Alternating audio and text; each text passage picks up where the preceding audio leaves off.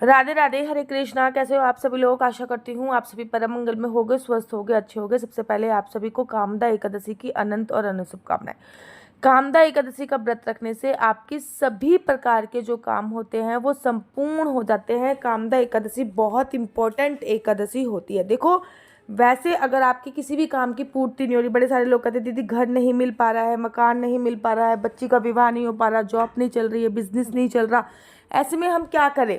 तो देखो, वैसे तो मैं कुंडली देख के बताती हूँ कि भाई आपकी कुंडली के अनुसार आपका कौन सा ग्रह नक्षत्र खराब हो रहा है। लेकिन अगर कुंडली भी नहीं देखनी है तो सिंपली तरीके से कामदा एकादशी का व्रत कर लीजिए। कामदा एकादशी का व्रत करने से आपके काम में आ रही किसी भी प्रकार की कोई भी बाधा जो होती है वो उत्पन्न नहीं होती है। किसी भी प्रकार की आ रही कोई भी बाधा समाप्त हो जाती है। कामदा एकादशी का जो व्रत है वो पूरे भारतवर्ष में, चाहे मैं खाटू श्याम की बात करूं, चाहे मैं श्रीधाम वृंदावन की बात करूं, चाहे मैं अजमेर सीकर की बात करूं खाटू श्याम में, चाहे मैं बाकी भैजी के मंदिर की बात करूं, चाहे मैं कहीं की भी बात करूं, कामदा एकादशी का जो व्रत रखा जा रहा है वो व्रत रखा जा रहा है 8 अप्रैल को। वो व्रत रखा जा रहा है 7 अप्रैल को दसवीं तिथि के नियमों का पालन होगा और 9 अप्रैल को द्वादशी तिथि के नियमों का पालन होगा। तो कामदा एकादशी का जो व्रत रखा जा रहा है वो पूरे भारतवर्ष में 8 अप्रैल को व्रत रखा जा रहा है। अब कामदा एकादशी में देखो, सुबह सुबह आपको उठना होता है। सुबह सुबह उठने के बाद पानी में कुछ ना कुछ डाल के अवश्य स्नान करें। जैसे कि हमारी ना 7 देव नदियाँ हैं, 7 देव नदियों में से किसी भी नदी का जल डाल के स्नान कीजिए। हमारे 7 देव नदियों में से अगर नहीं, आपके पास गंगा जल भी नहीं है, यमुना जल नहीं है, 7 नदियों में से किसी का जल नहीं है, पानी में दूध डाल के स्नान कीजिए। दूध तो होगा नहीं है, पानी में दही डाल के स्नान कीजिए, पानी में आंवले का रस डाल के स्नान कीजिए, पानी में नींबू डाल के स्नान कीजिए। इनमें से कोई भी सुविधा नहीं है, बाथरूम के अंदर घुस गए हो, आप क्या निकले बाहर सामान लेने के लिए, तो भैया गंगा मैया या यमुना मैया को याद करते हुए, स्मरण करते हुए आप स्नान कर लीजिए। जिससे क्या होता है, गंगा मैया को, यमुना मैया को स्मरण करते हुए जब आप नहाएंगे तो आपको गंगा स्नान का फल प्राप्त होगा। अच्छा, चलिए आगे चलते हैं। अब आपने स्नान कर लिया, याद रखिए कि एकादशी वाले दिन कुल्ला नहीं किया जाता। अगर आप पेस्ट लेके बैठ रहे हो, अपने दांत रगड़ने में लग रहे हो, तो एकादशी पे कोलगेट वगैरह नहीं किया जाता। हाथ में पानी भर के, जिसको अंजलि बोलते हैं, मुंह पे कुल्ला करते हैं और उसको निकाल देते हैं बाहर, तो जिसको अंजलि बोलते हैं। ठीक है ना, आपको यही कार्य करना चाहिए। अंजलि से आपको मुंह में पानी भरना चाहिए और कुल्ला कर देना चाहिए। ऐसा 12 बार करने से आपके मुख की शुद्धि हो जाती है। और मैं हमेशा बोलती हूँ, किसी भी व्रत में पेट साफ होना बहुत ज़रूरी होता है। अगर आपका पेट साफ नहीं है, कॉन्स्टिपेशन है, पेट साफ नहीं, तो एक रात पहले इसब घोल खा के जरूर सोएं, जिससे आपका पेट जो है सुबह क्लियर हो। क्योंकि अगर पेट साफ नहीं होगा तो पूजा पे कंसंट्रेट नहीं हो पाएगा। तो पूजा पे कंसंट्रेट नहीं हो पाएगा अगर पेट साफ नहीं होगा। तो इस सब घोल खा के जरूर से, जिससे आपका पेट अगले दिन बहुत अच्छी तरीके से क्लीन हो जाएगा और पूजा पे कॉन्सेंट्रेट हो पाएगा। ना केवल पेट साफ की मैं बात कर रही हूँ, अपितु मैं बात कर रही हूँ, जब पेट साफ होता है तो हमारा पूजा में मन लगता है और मतलब शरीर और मानसिक रूप से हम पूजा में करते हैं। अब आपने स्नान कर लिया, स्नान करने के बाद पीले रंग के वस्त्र आपको पहने। याद रखिए, 1-2 जोड़ी कपड़े सिलवा लीजिए, पीले रंग के कपड़े पहनिए। पीले रंग के कपड़े पहनने से पूजा में मन बहुत ज़्यादा लगता है और भगवान श्री हरि विष्णु को एकादशी का जो व्रत होता है वो डेडिकेट होता है। और भगवान विष्णु का पसंदीदा जो रंग बोलते हैं वो पीला ही है, इसलिए पीले रंग के वस्त्र आपको पहनने होते हैं। 1-2 चीज़ें मेरे कहने पे आप लोगों को और करनी है। जैसे नहाने के बाद पूरे घर में गंगा जल का छिड़काव कीजिए। नहाने के बाद पूरे घर में गंगा जल का छिड़काव करने के बाद हल्दी से घर के मुख्य द्वार पे स्वास्तिक अवश्य और अवश्य बनाइए। अब अपने बाल गोपाल लड्डू गोपाल को पंचामृत से स्नान कराइए। अगर लड्डू गोपाल घर पे नहीं है तो आपके मंदिर में जो भी प्रतिमाएं हैं सब में पानी का छिड़काव, स्नानम स्नानम स्नानम स्नानम बोलते हुए पानी का छिड़काव अवश्य कीजिए। जिससे आपको कहते हैं सभी नदियों को स्नान कराने को, सभी देवी देवताओं को स्नान कराने का फल आपको प्राप्त होता ही होता है। उसके बाद आपको क्या करना है, उसके बाद आपको अब संकल्प ले लेना। कोई भी पूजा का प्रारंभ संकल्प से लिया जाता है। संकल्प के लिए वैसे चावल का उपयोग करते हैं, लेकिन एकादशी वाले दिन चावल का उपयोग किया नहीं जाता, इसलिए आप संकल्प लीजिए। श्री विष्णु श्री विष्णु श्री विष्णु। मेरा नाम आशु चौहान है, मेरा गोत्र केमलक्ष है, मेरा निवास स्थान श्रीधाम वृंदावन है। आज मैं पूरी विधि एकादशी का व्रत कर रही हूँ। ये एकादशी का व्रत मैं जो है अगर किसी कामना से करना चाहते हो तो किसी कामना से कीजिए, अगर किसी को डेडिकेट करना चाहते हो तो आप उसको डेडिकेट कर दीजिए कि मैं इसको डेडिकेट और जैसे भी व्रत रख रहे हो, फलाहार से रख रहे हो, निर्जला रख रहे हो, जैसे भी व्रत रख रहे हो वैसा आपको बोलना होता है। मैं एक बार बोल के दिखा देती हूँ कि आपको कैसे बोलना है। श्री विष्णु श्री विष्णु श्री विष्णु, मेरा नाम आशु चौहान है, मेरा गोत्र केमलक्ष्य, मेरा निवास स्थान श्रीधाम वृंदावन है। आज मैं पूरी विधि विधान से कामदा एकादशी का व्रत कर रही हूँ। यह व्रत मैं फलाहार खा के करूंगी। भगवान श्री हरि विष्णु मेरा यह व्रत संपूर्ण करने में मेरी सहायता करें।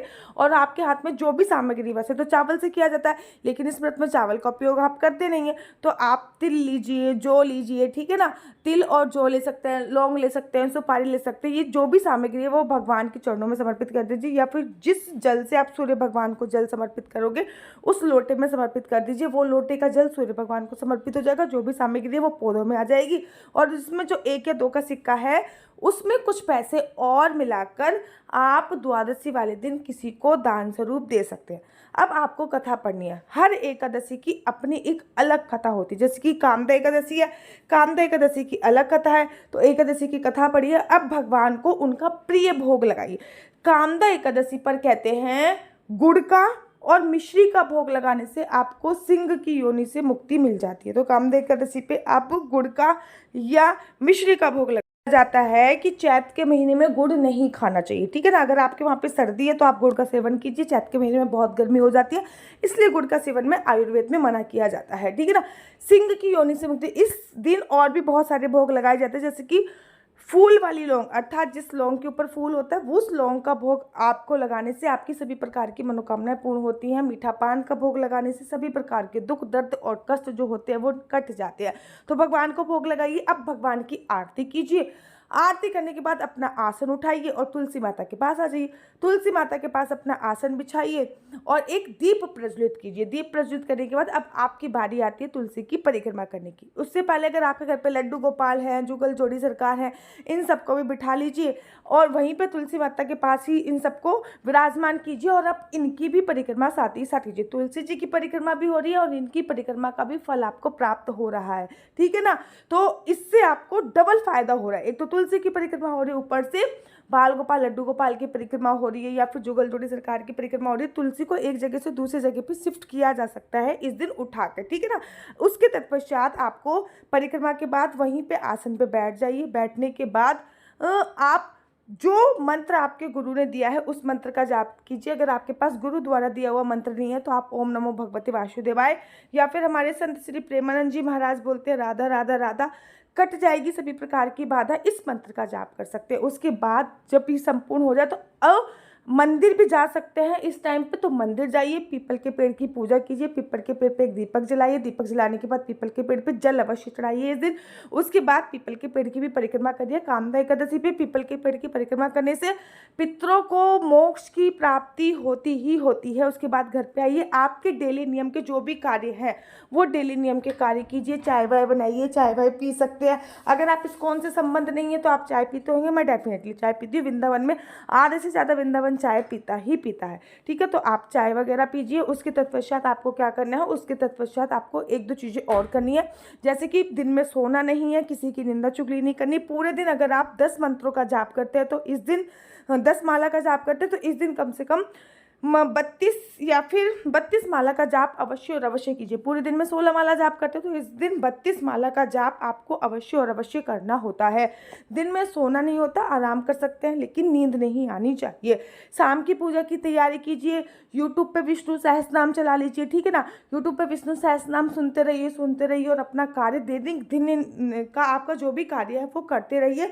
लेकिन फ़ोन करके किसी की निंदा हो गई, किसी की चुगली हो गई, ये सब चीज़ें आपको नहीं करनी होती है। शाम को घर के मुख्य द्वार पे 2 दीपक अवश्य जलाइए और साथ ही के साथ तुलसी माता पे 1 दीपक जलाइए। अपने पूर्वजों के लिए अर्थात अपने पितरों के लिए 1 दीपक आप अवश्य जलाइए। शाम को एक अखंड ज्योत भी जला दीजिए। शाम को अखंड ज्योत जलाने से क्या होता है, शाम को अखंड ज्योत जलाने से, क्योंकि एकादशी में ना रात्रि जागरण का बड़ा विशेष महत्व होता है। रात्रि में अगर हम जग जाते हैं तो होता क्या है, बहुत अपार गुना फलों की प्राप्ति होती है। लेकिन ये कलयुग है, ऐसे में हम रात को जग नहीं सकते। हम 11-12 बजे तक जग के भगवान के नाम का सिमरन करेंगे, उसके बाद हम लोग सो जाएंगे। लेकिन हमारी एब्सेंट में अखंड ज्योत जो होती है वो पूरी रात हमारी साक्षी होकर जग रही होती है। तो अखंड ज्योत शाम के वक्त अवश्य और अवश्य जलाइए, तिल के तेल की, घी की, वो आपके ऊपर श्रद्धा पे निर्भर करता है। उसके तत्पश्चात आप सो सकते हैं। अगले दिन दोबारा से सुबह सुबह उठिए, दोबारा से उठने के तत्पश्चात स्नान कीजिए। स्नान करने के बाद किसी ब्राह्मण को भोजन कराइए, उसके बाद ही आपको व्रत का पारण करना होता है। तो ये आपके व्रत पारण की विधि होती है। व्रत पारण के वक्त भी आपको 2-3 चीज़ों का ध्यान रखना होता है। व्रत पारण के बाद सबसे ज़्यादा याद रखने वाली बात ये होती है, हरिवासन समय निकलने के बाद ही व्रत का पारण किया जाता है। दूसरी बात ये होता है कि किसी को भोजन कराकर ही व्रत का पारण किया जाता है। जैसे अगर घर में ब्राह्मण को बुला सकते हो तो ब्राह्मण को भोजन को घर पे बुला सकते हैं, आप छोटी कन्याओं को खिला सकते हैं, ठीक है, आप गरीब को खिला सकते हैं। इनमें से किसी को नहीं मिल रहा तो देखो अपने मान्य को भी खिला सकते हैं, जैसे कि अपनी नंद हो गई, सास हो गई, आपके सबके मान्य ही होते हैं। गौ माता को आप खिला सकते हैं। अगर ये भी नहीं उपलब्ध हो रहा कि इतनी सुबह सुबह खाना नहीं बन पाएगा, कुछ नहीं हो पाएगा, तो क्या करें, तो आप सिंपली तरीके से सूखा आइटम निकाल के रख दीजिए और अपने व्रत का पारण एक चावल खाकर अवश्य और अवश्य कीजिए। अगर ये भी नहीं हो रहा तो भैया पैसे निकाल के रख दीजिए। जब भी समय मिले तो पैसे से कुछ आइटम खरीदिएगा, वो या तो किसी गरीब को दे दीजिएगा या फिर मंदिर में जाकर किसी भी ब्राह्मण को दान कर सकते हैं। तो ऐसा करके आपको व्रत का पारण करना है। हरिवासन समय में पूजा पाठ करने का बड़ा विशेष महत्व होता है, लेकिन हरिवासन समय में व्रत खोला नहीं जाता। हरिवासन समय निकलने के बाद ही व्रत खोलने की शास्त्रों में वर्णन आया हुआ है। मेरा नंबर आपको नीचे स्क्रीन पे दिख रहा होगा। मेरा नंबर है 4/9-20-25-65। I repeat again 4/9-20-25-65। आपका बच्चा जॉब करेगा या बिजनेस करेगा? बिजनेस करेगा तो किस फील्ड में बिजनेस करेगा? जॉब करेगा तो किस सेक्टर में जॉब करेगा? आपके बच्चे का लकी कलर क्या है, लकी नंबर क्या है, क्या कुंडली में सरकारी नौकरी का योग है? अगर बिजनेस करना है तो किस फील्ड में बिजनेस करना है? आपको संतान प्राप्ति कब होगी? संतान प्राप्ति का शुभ मुहूर्त क्या है?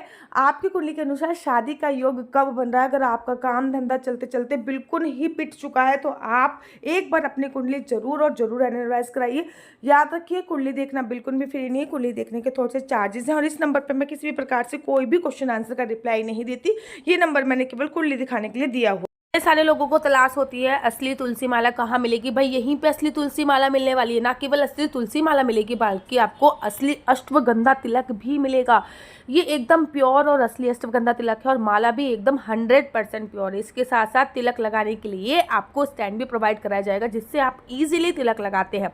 राधा वल्लभ संप्रदाय में हो गए, इस्कॉन टेम्पल में हो गए, इसी से सब तिलक लगाते हैं, ये भी आपको प्रोवाइड कराया जाएगा। इतना ही नहीं, इस पैकेज में आपको मिलेगा कानों में पहनने वाले तुलसी के असली राधा नाम के इयररिंग्स। कानों में पहनने वाले तुलसी के असली राधा नाम के इयररिंग्स आपको मिल रहे हैं। साथ ही साथ आपको बाल गोपाल, लड्डू गोपाल को लगाने के लिए असली इत्र भी आपको इसी पैकेज पे प्रोवाइड हो रहा है। जल्दी से हमारी तरफ से मिलेगा आपको लड्डू गोपाल के लिए एक छोटी सी तुलसी माला, वो एकदम गिफ्ट होएगा। मतलब 500 रुपये में 6 चीजें। आप बात की श्रीधाम वृंदावन से डायरेक्ट आपके घर पे आएगा। डिलीवरी चार्ज आपको अतिरिक्त देना पड़ेगा। इस पैकेज का प्राइस है 500 रुपये। राधे राधे, हरे कृष्णा। राधे हरे कृष्णा। से बड़े सारे लोग बोलते हैं दीदी ओरिजिनल तुलसी माला कहाँ मिलेगी? भाई यहीं पे मिलने वाली ओरिजिनल तुलसी माला मैं आप लोगों के लिए भिजवाऊंगी। एक ओरिजिनल तुलसी माला, एक नहीं बल्कि 2 ओरिजिनल तुलसी माला, बिल्कुल 100% असली तुलसी माला होगी, इसकी गारंटी मेरी है। साथ ही साथ आपके लड्डू गोपाल के लिए एक छोटी सी तुलसी माला होगी। उसी के साथ साथ आपको एक माला झोली का बैग दिया जाएगा, ये माला झोली का बैग, और इसमें भी एक माला होगी जो जपने वाली माला होगी, जिसका आप मंत्र का जाप कर सकते हैं। ओम नमो भगवते वासुदेवाय, ओम नमो भगवते वासुदेवाय। और इसी के साथ साथ इसमें मिलेगा आपको ये असली अश्वगंधा तिलक, जिसमें असली अश्वगंधा तिलक है। ये सारी चीजें बिल्कुल ओरिजिनल है। वृंदावन धाम से डायरेक्ट आपके घर पे आएंगी। नीचे स्क्रीन पे नंबर दिया हुआ है, आप लोग प्लीज इस पे फोन करके मंगा सकते हैं। इनकी कीमत 501 रुपए रखी गई है। आपको वीडियो अच्छी लगती है तो आप अपने YouTube चैनल हरि बोल को लाइक शेयर सब्सक्राइब करना बिल्कुल भी मत भूलिए। तब तक के लिए मुझे दीजिए इजाजत। राधे राधे, हरे कृष्णा, हरि बोल। आप सभी को कामदा एकादशी की अनंत और अनंत शुभकामनाएं। कामदा एकादशी से नए व्रत का प्रारंभ तो नहीं करना चाहिए, लेकिन किसी भी मनोकामना की पूर्ति के लिए अगर आप व्रत रखते हो तो कामदा एकादशी का व्रत अवश्य रख सकते हैं। राधे राधे, हरे कृष्णा, हरि बोल।